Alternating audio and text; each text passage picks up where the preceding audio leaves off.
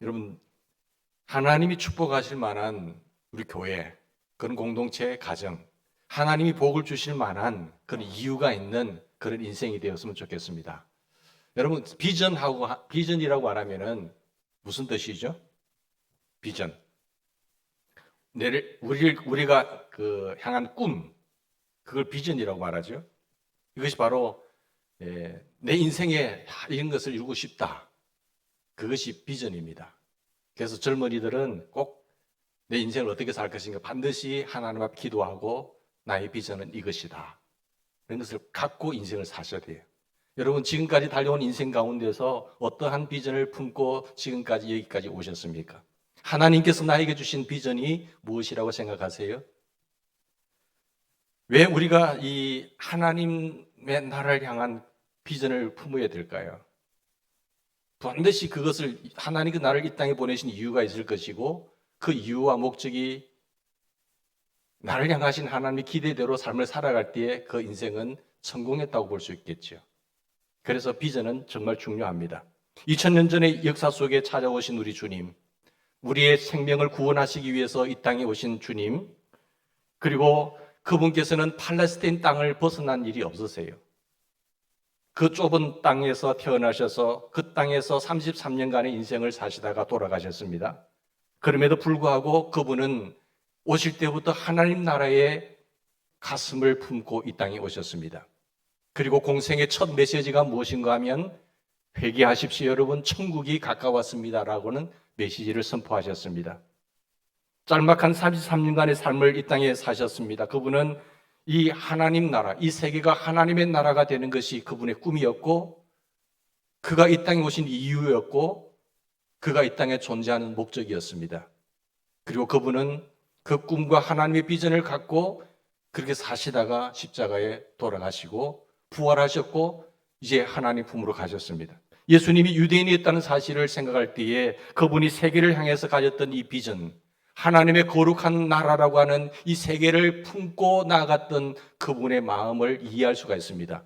여러분, 유대인들이라고 하는 것은요, 가죽 민족주의자들입니다. 그래서 다른 사람들, 자기 백성들, 자기 민족이 아닌 사람들 다 이방인 개 취급했어요.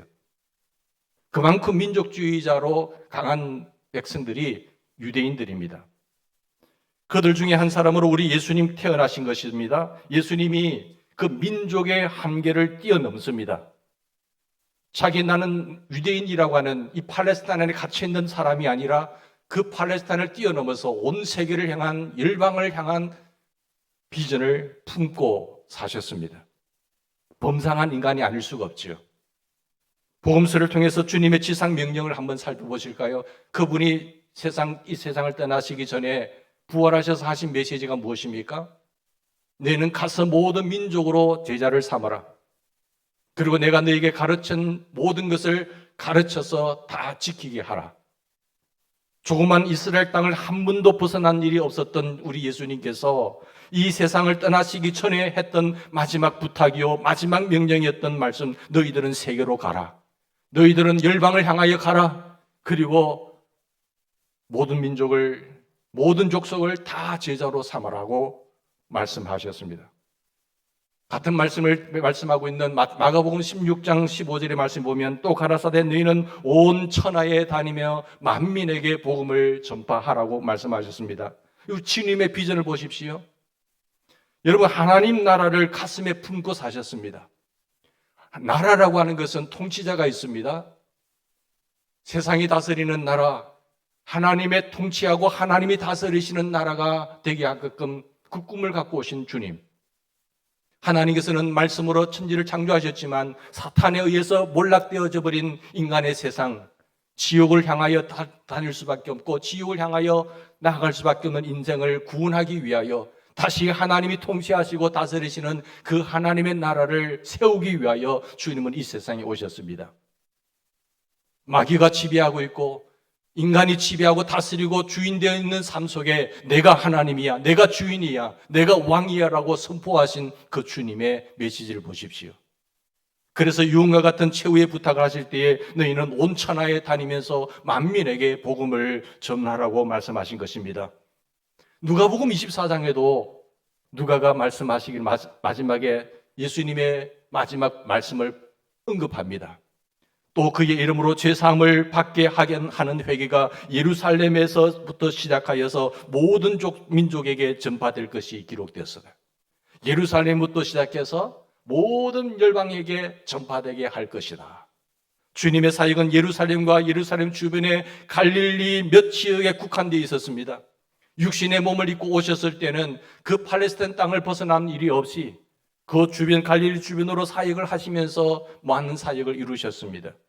그러나 그분은 죄 사함을 얻게 하는 이 구원이, 복음이 예루살렘과 팔레스타인 지경 밖으로 나가기를 원하셨던 것이에요.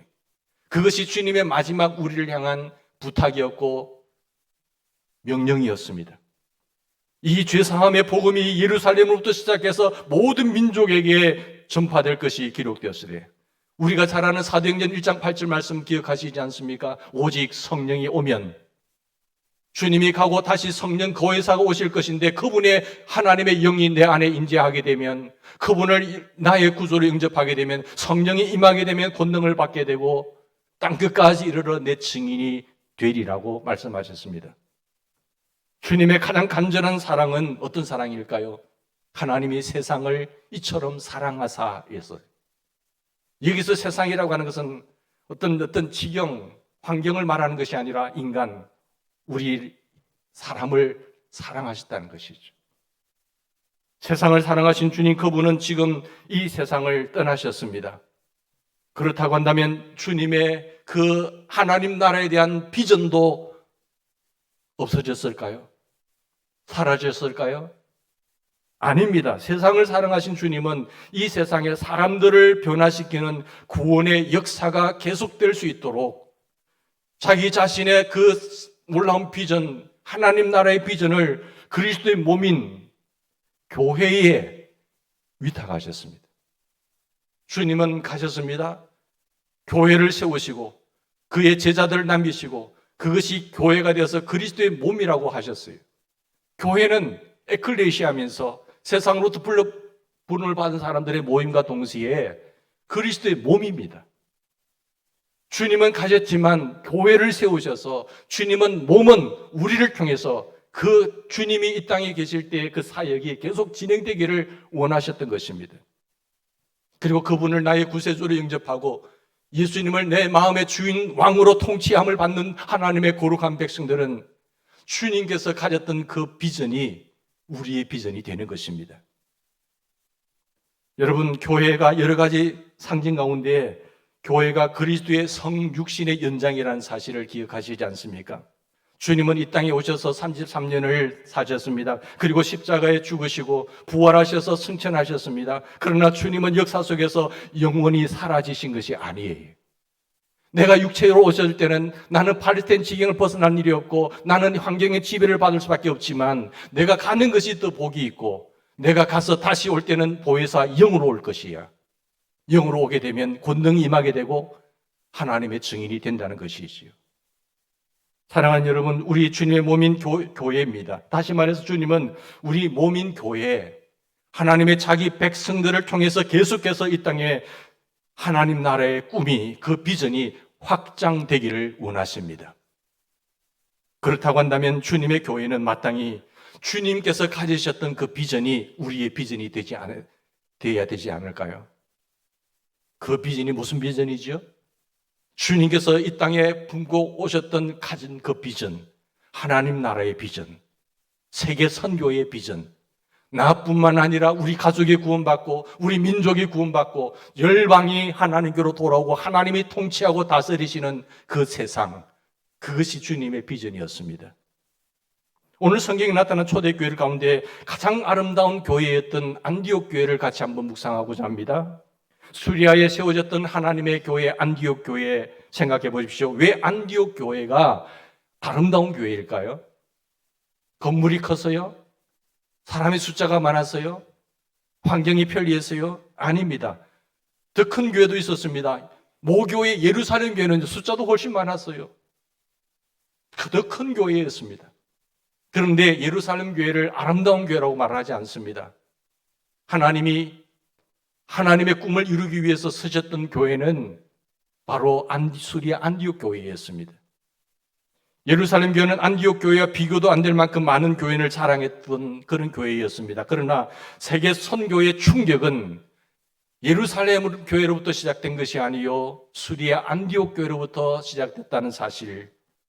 예루살렘 교회가 모교회에서 선교의 분기점 말하는 것은 사실이지만 그러나 하나님이 1세기의 역사 속에서 가장 귀하게 서셨던 교회는 바로 수리아 안디옥 교회였다는 사실이에요.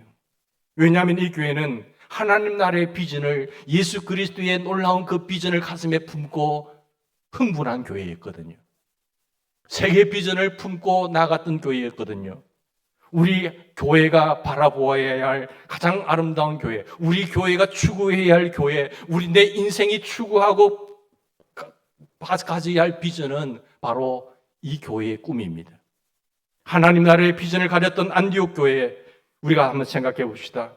어떤 교회가 사탄이 두려워하는 교회인가요? 건물이 큰 교회일까요? 숫자가 많은 교회일까요? 재정이 넉넉한 교회일까요? 아닙니다. 사탄이 두려워하는 교회는 주님의 거룩한 비전을 가슴에 품고 주님의 마지막 명령이 내 생의 최대 관심사가 되어서 나가는 교회예요. 그런 인생, 그런 사람은 이데올로기에 사로잡힌 것이 아니라 하나님의 말씀에, 하나님의 비전에 사로잡혀서 나아가는 사람 아닐까요? 여러분, 어떤 교회가 되어야 될까요? 내 인생이 어떠한 비전을 품고 모토를 가지고 목적을 향해서 달려가야 될까요? 하나님께서 여러분들이 예수를 믿고 나서 흥분된 상황 속에서 하나님 내가 어떻게 살아야 되지요? 하나님 내가 어떻게 하나님을 기쁘시게 해야 되나요? 하면서 눈물 씻으며 밤이 맞도록 기도하신 적이 있으십니까? 여러분 그 비전을 붙잡고 여기까지 나온 줄 믿습니다. 그리고 마지막까지 주님 앞에 섰을 때까지 그 비전이 흐려지지 않기를 바랍니다. 그 비전이 중단되지 않기를 바랍니다. 주님 앞에 설 때까지 마지막 질주하여서 주님 나를 향해서 주신 그 비전을 내가 끝까지 붙잡았나이다. 내가 이것을 하나님 아버지 끝까지 붙잡고 달려왔나이다. 그때 주님께서 얼마나 기뻐하실까요? 사랑하는 아들아, 정말 수고 많았다. 나 너가 있었기에 참 행복했다라고 주님은 안아주실 것이라고 믿습니다. 사랑하는 여러분, 하나님이 복을 내리실 만한 이유가 있는 교회가 어떤 교회일까요? 그것은 첫째로 주님의 큰 가슴을 가진 교회가 되어야 됩니다. 어떻게 해야 큰 가슴을 가질 수 있죠? 보세요. 안디옥 교회는요, 큰 가슴을 가진 교회예요. 여기 사람들 보세요. 귀족들, 평민들, 흑인, 백인, 노인, 젊은이 다 할 것 없이 하나가 되는 교회였어요. 차별성이 없었습니다. 한 비전을 향해서 그 모든 것을, 신분의 모든 것들을 다 깨버리고 우리는 단 한 가지 목적이다. 하나님의 거룩한 비전을 이루기 위해서 우리는 신분이 다르고 계급이 다르고 부자도 가난한 자도 있었고 평민도 있었고 귀족들이 있었고 여러 계층의 사람들이 모여있는 그 상황 속에서 우리는 한 가지 목표를 향해서 달려가는 그 교회가 바로 안디옥 교회였어요. 가슴이 컸습니다. 우리끼리 옹졸하게 끼리끼리 모이지 않았다는 사실이에요.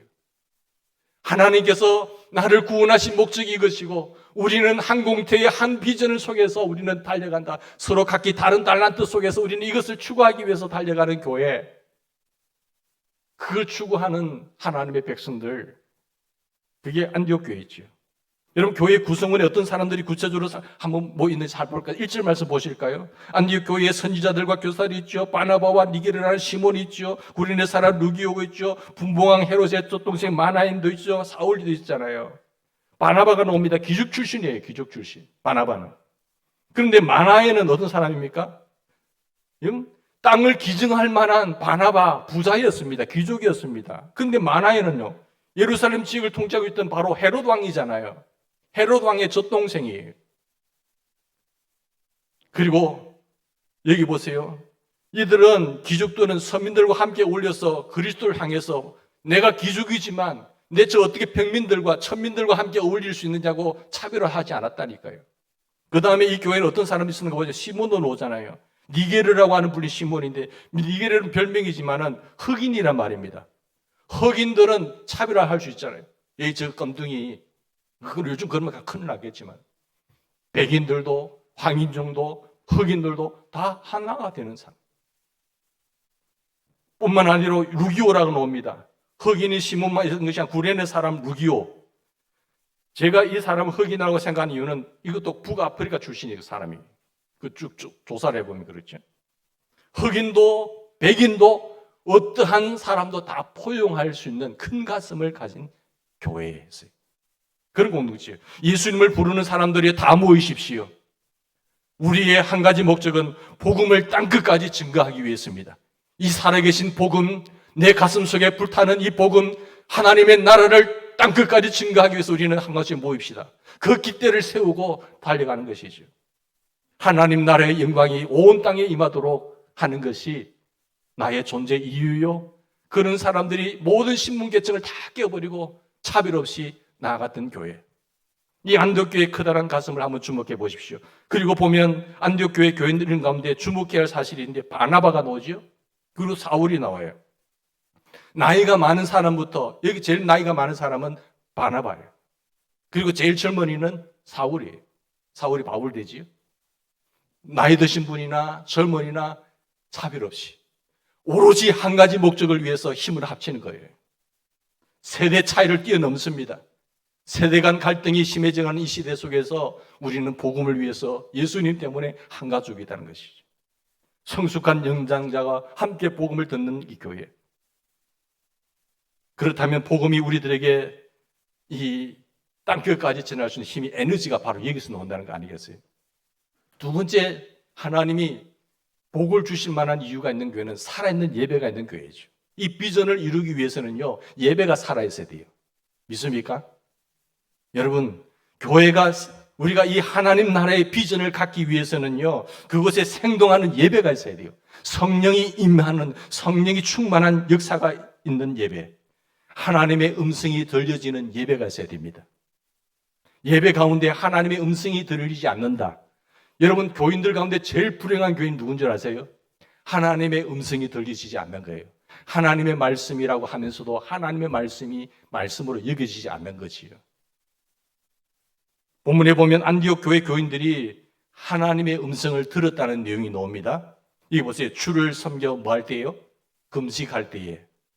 주를 섬겨 금식할 때에 누가요? 성령이 이르시되 내가 불러 시키는 일을 위하여 바나바와 사울을 따로 세우라 하시는 거예요. 여기에서 주를 섬긴다는 것은 예배를 말하는 겁니다. 서비스, 월십. 예? 그것이 본래 뜻인데, 근데 이들은 그냥 예배를 드리는 것이 아니라 뭐 하면서 예배 드렸죠? 금식하면서 예배 드린 거예요. 금식하면서 예배를 드리고 있는데, 금식에는 어떤 의미가 있을까요? 금식할 때 밥을 굶는다는 것이 목적이 아니잖아요. 내가 밥 먹는 시간까지 아껴가면서까지 그분께 집중하면서 그 시간까지 아까워서 기도하고 말씀을 읽고 하는 거예요. 그러니까 금식하는 이유는 정말로 시간까지 아껴가면서 간절한 마음으로 하나님 앞에 부르시는 걸 말하는 거예요. 안디옥 교회 교인들은 금식하면서 하나님을 예배하는 중에 하나님의 음성을 듣습니다. 그 음성이 뭘까요? 내가 불러 시키는 일을 위하여. 내가 불러 시키는 일을 위하여. 뭐라고요? 하나님 나라의 확장을 위하여. 이 비전을 이루기 위하여 바나바와 사울을 따로 세우라. 이 사울은 바울 되기 전에 그 인물을 말합니다. 살아있는 예배는요, 우리가 하나님의 음성을 듣게 합니다. 여러분, 지난 주간에 하나님의 음성을 들으셨습니까? 오늘도 하나님 예배 중에 하나님께서 말씀하시는 하나님의 음성이 들려오기를 바랍니다. 그리고 하나님의 음성을 듣는 자마다 하나님의 가장 간절한 소원인 그 선교에 헌신하지 않을 수가 없는 거예요. 하나님의 가장 강렬한 소원인 하나님이 통치하고 다스리는 하나님 나라의 꿈을 여러분 기억할 수밖에 없는 거예요. 그 일에 뛰어들게 됩니다. 저는 예배가 죽어 있을 때에 선교가 죽는다고 생각합니다. 살아있는 예배가 있는 곳, 성령 충만한 예배가 있는 곳, 하나님의 음성이 들려오는 곳, 그곳에는 우리를 보내시는 하나님의 음성을 듣고 선교의 장으로 뛰쳐나가서 선교사를 후원하게 되고 세계 선교에 불타는 열망을 가지고 기도하게 된다는 거예요. 오로지 하나님이 통치하고 다스리는 그 나라를 꿈꾸게 되는 거예요. 예배를 서비스라고 말하지 않잖아요. 서비스. 이 단어는 섬김이라는 말로 번역이 됩니다. 예배를 제대로 드려야 하나님을 섬길 수가 있다는 말씀입니다. 예배가 살아있는 예배가 되어야, 예배가 제대로 드려지는 사람은 섬김의 자리에 그 사람이 있습니다. 선교를 한다는 것은 주님을 섬기는 것입니다. 그 섬김은 영감 있는 예배에서부터 시작되는 거예요. 여러분, 이사야서 6장 1절에 보면 우시야 왕이 죽던 해에 이사야가 예루살렘 성전에 올라갑니다. 죄송합니다. 예루살렘 성전이 아니고 하나님의 성전에 들어가서 하나님의 보좌를 향해서 예배를 드립니다. 그때 거룩하다 천사들이 찬양을 하는 거예요. 그 거룩하신 하나님의 임재 앞에 고개를 들 수 없어서 바짝 엎드려서 주여 제가 죽게 되었나이다. 자기 화로다 난 망하게 되었도다. 나는 입술이 부정한 백성 중에 거하는 사람입니다. 만군의 하나님 그 왕을 내가 배웠나이다. 그렇게 바짝 엎드렸을 때에 주님 주신 메시지가 뭐예요? 그 주님의 마음을 헤아리고 주여 제가 여기 있습니다. 저를 보내어 주십시오. 주님 제가 여기 있습니다. 저를 사용해 주십시오. 그렇게 섬기게 되는 거예요. 그렇게 헌신하게 되는 거예요.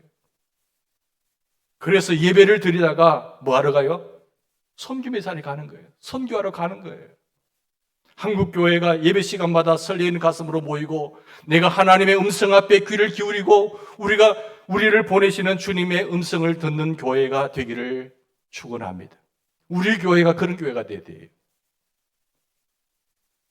여러분의 한 주간의 삶이 선교자적인 삶으로 삶을 살고 계십니까? 하나님이 나를 직장에 선교사로 보내셔서 그곳이 나의 선교지고 그곳에서 섬기면서 하나님 나라를 꿈을 꾸면서 복음을 전하고 그냥 내가 단순히 먹고 살기 위해서 직장 가는 것이 아니라 하나님 나의 인생이 나에게 주신 이 사역지가 선교지가 되게 해주십시오 라고 하는 그런 마음으로 살 수 있는 동력, 힘은 예배에서부터 시작되는 거예요. 오늘 예배가 죽어버리면 한 주간의 삶은 실패입니다. 오늘 예배 속에서 하나님의 음성을 듣고 나의 중요성과 나의 목적과 나의 삶의 이유를 안다고 한다면 하나님 물론 꺼서 언어가 다르고 문화가 다르고 환경이 다른 곳으로 가면 더 좋지요. 그러나 먼저 예루살렘부터 아니면 유대까지 아니면 사마리아부터 해가지고 땅끝까지 가는 겁니다. 여러분 우리가 하나님께서 복을 주실 만한 이유가 있는 교회가 되기 위해서는요 큰 가슴을 가지고 그리고 예배가 살아나야 돼요. 생동 있는 예배가 있어야 돼요. 그리고 세 번째는 희생할 줄 알아야 됩니다.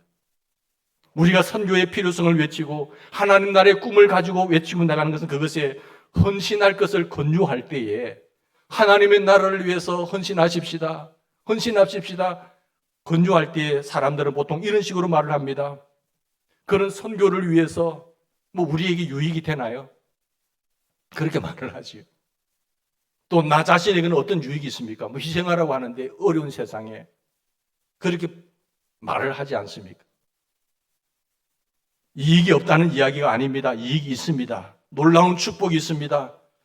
하나님 복음 증거하는 일에 내가 하나님 섬기는 일에 내 재산도 드리고 내 시간도 드리고 내 삶도 드리고 내 물질도 드리고 그렇게 작정한 사람이 하나님 기뻐하시지 않을까요?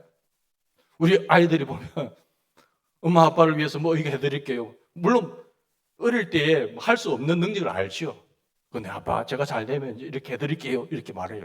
얼마나 기특한지. 안 그러세요? 그 이야기만 들어도 너무 그래 한번 잘해봐라. 아빠는 너희들의 기도의 후원자가 될게. 잘해봐라. 그리고 하나님이 함께 하신다.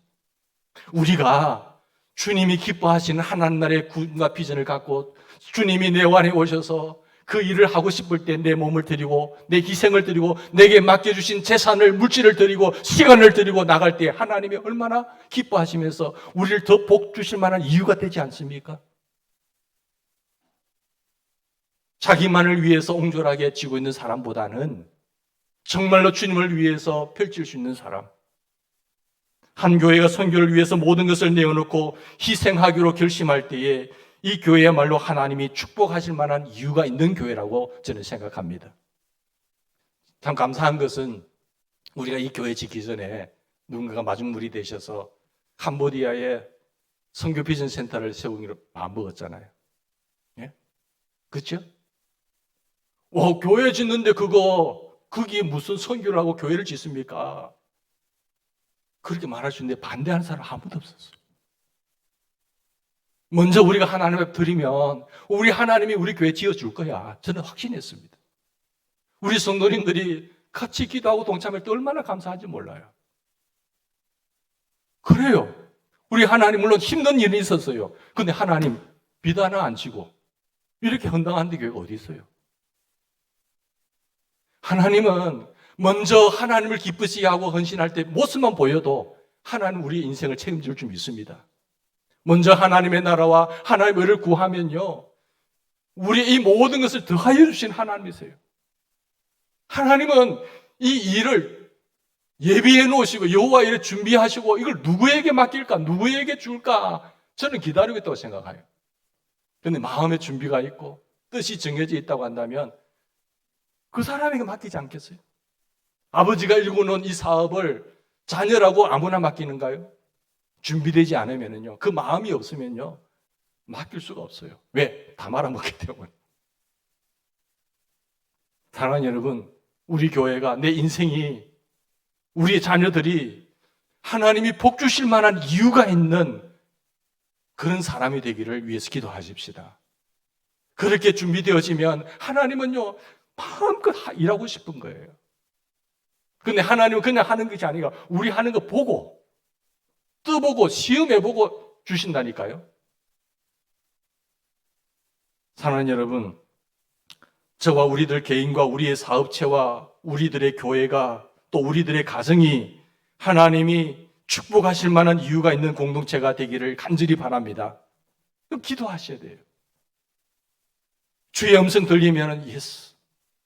아무도 없다고 주여, 제가 있습니다. 우리 가정이 있습니다. 우리의 자녀들이 있습니다. 드리겠습니다. 주님, 우리를 사용해 주십시오. 하나님, 자기 교회만 유익하는 교회에 있다면 하나님 우리 교회가 헌신하겠습니다. 이래 돼야 되는 줄 믿습니다.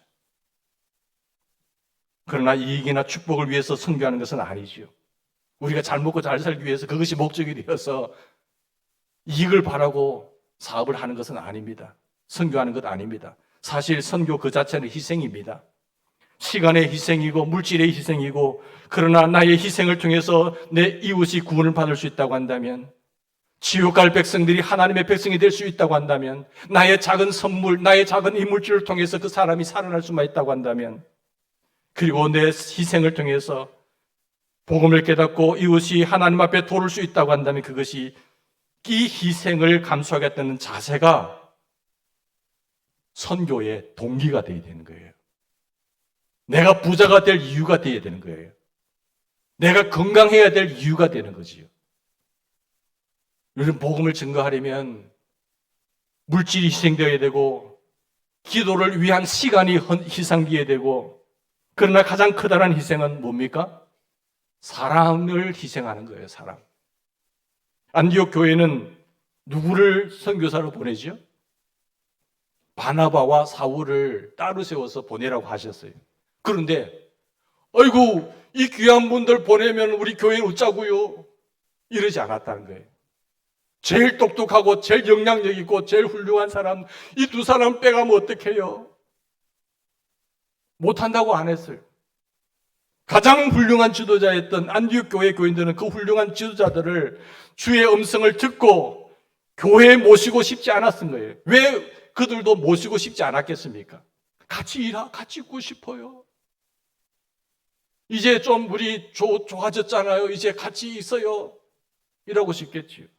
그러나 그들은 가장 좋은 지도자를 복음을 전하기 위한 선교의 재단의 희생 제물로 드린 겁니다. 우리가 이 교회를 지을 때 전에 그거 있으면 더 좋은 교회를 화려하게 꾸밀 수 있습니다 라고 할 수 있고, 무슨 이 마당에 선교의 저 외지에 교회를 세운단 말입니까? 그럴 수도 있잖아요. 그런데 귀한 것을, 아까운 것을 드리는 겁니다. 드리면 그게 물질이 되었던 시간이 되었던 사람이 되었던 드리면, 가장 좋은 것을 드리면 하나님은 예비한 것을 그에게 안겨주리라고 믿습니다. 여러분, 교회 다닌다고 다 복 받나요? 평균적인 하나님이 아니잖아요. 우리가 끝까지 하나님의 마음을 이해하고 그 비전이 나의 비전이 되고 주님이 친히 내 안에 오셨다고 한다면 주님 그 마음 갖고 살다가 이 세상을 떠나서 주님의 품에 안기는 귀한 분들 되기를 바랍니다. 여러분, 구약시대의 사람들이요, 제물을 바칠 때 어떤 제물을 바쳤지요? 병들고 또 뭐 하고요? 절고 하여튼 상천하고 이런 거 드리지 않았어요. 가장 귀한 걸 드렸어요. 제물을 드릴 때라도 그랬다니까. 흠과 티가 없는 첫 번째 걸 드렸어요. 그것이 제물을 바치는 정신입니다. 복음을 전하는 선교의 사역을 위해서 가장 좋은 아들을, 여러분, 가장 좋은 것들을 주님 앞에 드리려고 하는 열망이 우리에게 있었으면 좋겠습니다. 요한복음 3장 16절을 보니까 하나님이 세상을 너무 사랑하사 뭐 하셨다고요? 독생자. 독자는 하나밖에 없는 거잖아요. 독자를 우리를 위해서, 나를 너무 사랑하셔서 나를 살리기 위해서 주셨다니까요. 1시간, 10시간, 물질 1억 아닙니다. 하나밖에 없는 가장 귀한 아들을 주신 거예요. 드린 거예요. 이 세상에 복음을 전하기 위해서 하나님은 하나밖에 없는 아들을, 예수 그리스도를 보내셨어요. 그래서 리빙스턴 선교사는 이렇게 말합니다. 하나님에게는 외아들이 하나밖에 없었다. 그러나 그분은 그 외아들을 선교사로 내놓으셨다. 하늘 보좌에 이 척박한 이 땅에 선교사로 보내셨다. 사랑하는 여러분, 하나님께서 나에게서 가장 귀한 것이 무엇인가요? 이거 가져가면 안 되는데 하나님, 이것만은 안 되는데요. 이것 말고 다른 거요. 다른 거요. 그거 드리려 할까 봐 기도 못 한다니요, 사람들이. 왜 기도 못 하세요? 왜 안 물으세요? 하나님이 그거 하랄까 봐. 그걸 기도 못 하겠대. 그런데 우리 이사야 선지자처럼 하나님, 제가 있습니다. 다 주님의 것이니까 주님 이것들을 한번 드릴게요. 1시간 드렸다고 한다면 2시간 드리시고, 11조를 감사의 예물이 여러분 10,000원이었다고 한다면 10만 원이 되고 100만 원이 되고, 11조가 하나님 100만 원 이상 넘어가는 우리 교회 교인들이 많아지게 해주십시오. 왜요? 내가 잘 먹고 잘 살기 위함이 아니라 하나님의 거룩한 나라 확장이 되었으면 좋겠어요. 물질 때문에 막혀서 주의 일이 중단되는 일이 없게 해주십시오. 하나님 없다면 저의 사업을 축복해 주세요. 하나님 제가 할게요. 근데 그 첫 마음이 변질은 되지 마십시오. 하나님 저를 써주세요. 하나님 이 아들 축복해 주세요. 하나님 이 아들 축복해 주세요. 물질에 거부가 되어서 하나님 사업하는데 보탬이 될 수 있는 영향 있는 인물 되게 해주세요. 부모들은 기도하셔야 돼요. 하나님 이 자녀 지혜롭게 해주세요. 뛰어나게 해주세요. 영향력 있게 해주세요. 복음 증거하는 데에 막힘이 있을 때 이가 풀 수 있는 영향력 있는 인물 되게 해주세요 라고 기도하셔야 돼요. 지혜 주세요. 영향력이라는 것은요, 가진 만큼 영향력이 커지는 겁니다. 여러분, 하나님 나라의 비전을 갖고 그것을 위해 기꺼이 모든 것을 희생할 수 있는 인생, 그런 교회가 되도록 기도해 주시기를 간절히 부탁드립니다.